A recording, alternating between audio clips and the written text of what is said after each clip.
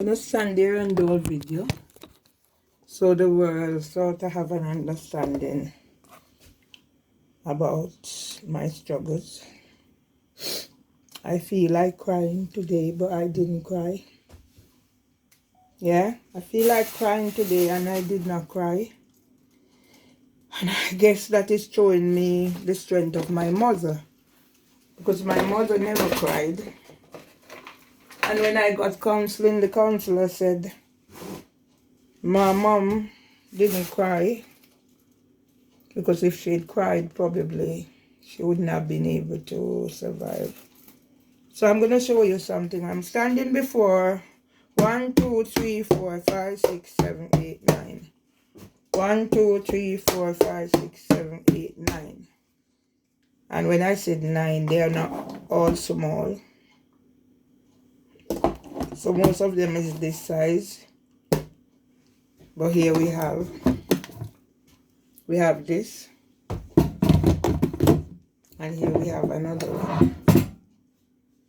Right. So I am in contact with a person who I knew from, there's another two, that's fresh. I'm in contact with a person I knew from, I met him when they were fixing up the restaurant down by East Street. And for the want of something to do, I link with people. And after he left the job, we were still in contact because he started doing his own little thing. And he said to me he could get Irish mush and he could make money of it. Like the fool who I am, I don't know when I'm going to stop being a fool. Don't know if it's too late now, or I'll continue to be a fool until I'm dead. I gave this man money to get the Irish mush and stuff. And I keep giving and giving. I've never received a penny out of what I gave him to buy Irish mush. Yes, I got Irish mush that he made. Right. So he used to go around and sell food on his bicycle and stuff.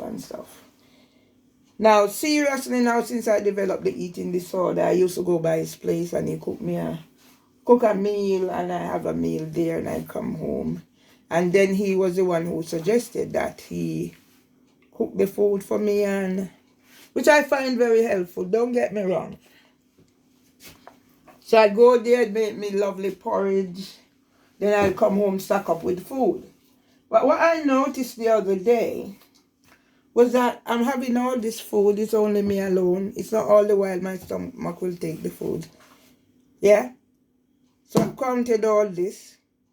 And over here I have some fresh ones. So all that is frozen, yeah?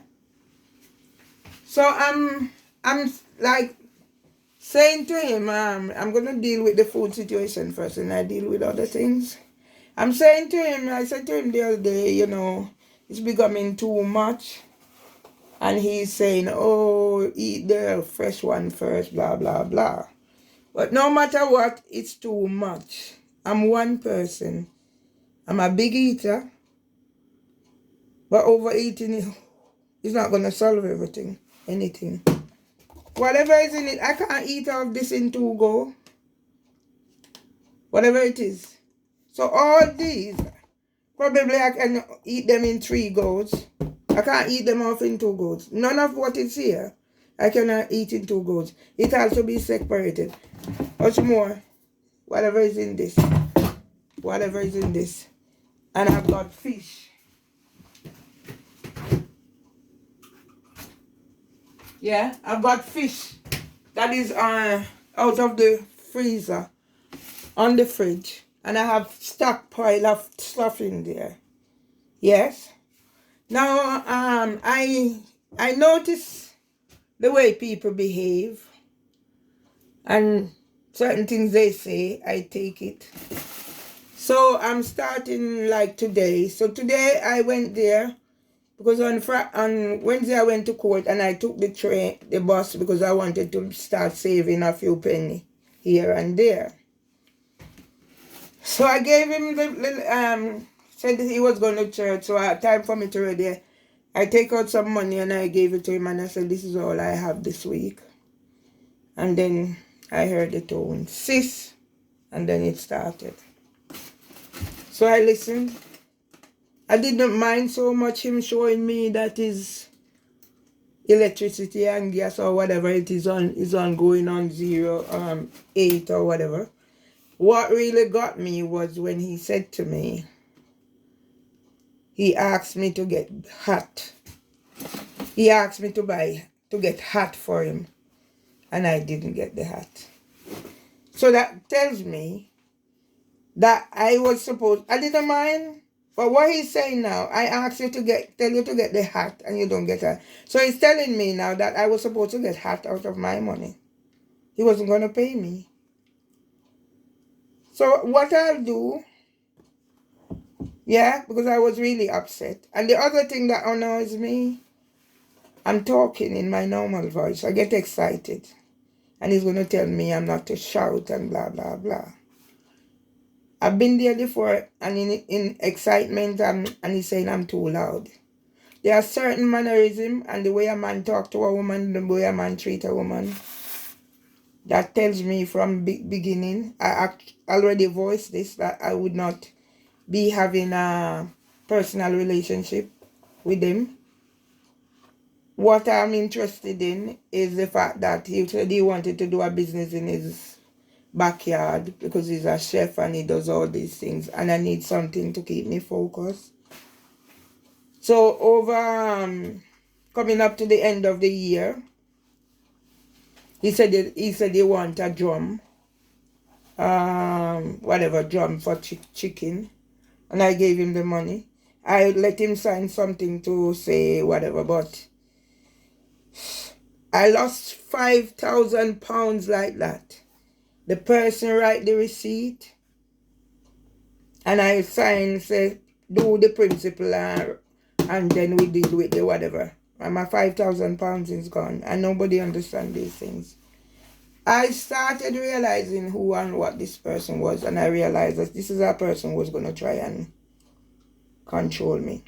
Control freak. Yeah? He wasn't interested in me in a relationship. I told him, I said, you know what, I'm giving my husband giving myself time to get over my husband and grieve and all due respect. And every time I hear him talking something different, as if he doesn't comprehend. When I go up there, I must stay over. I must sleep. And when I said no, I'm not going to put myself in a compromising situation with nobody because of what's happened to me. I actually got raped, and somebody tried to rape me, and then they turn it around and say it was me. So, for example, if I'm in a man's house and he decided he wants sex, can I say something?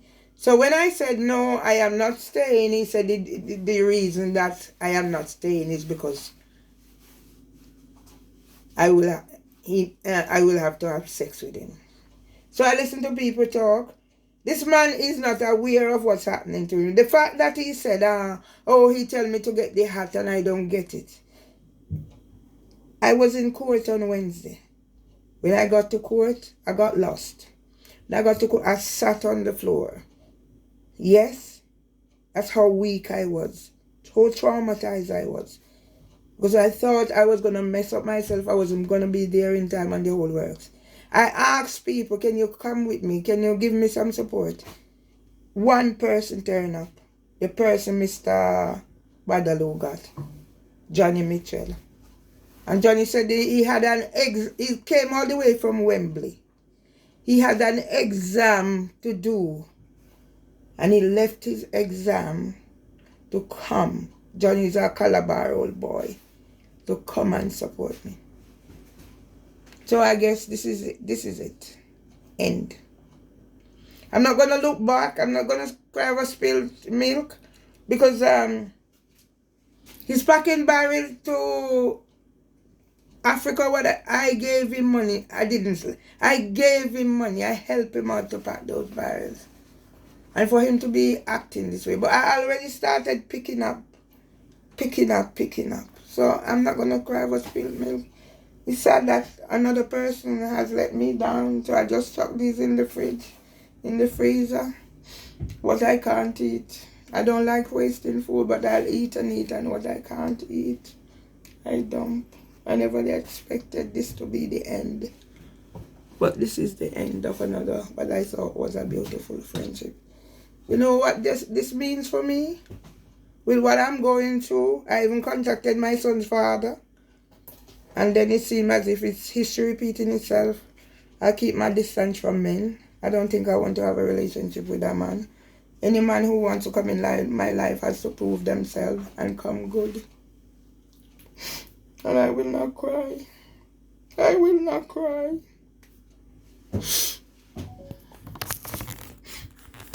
I will not cry. Because I thought I had somebody who actually cared about me, because I wanted to do business with him. I wasn't going down that way, but I will not cry.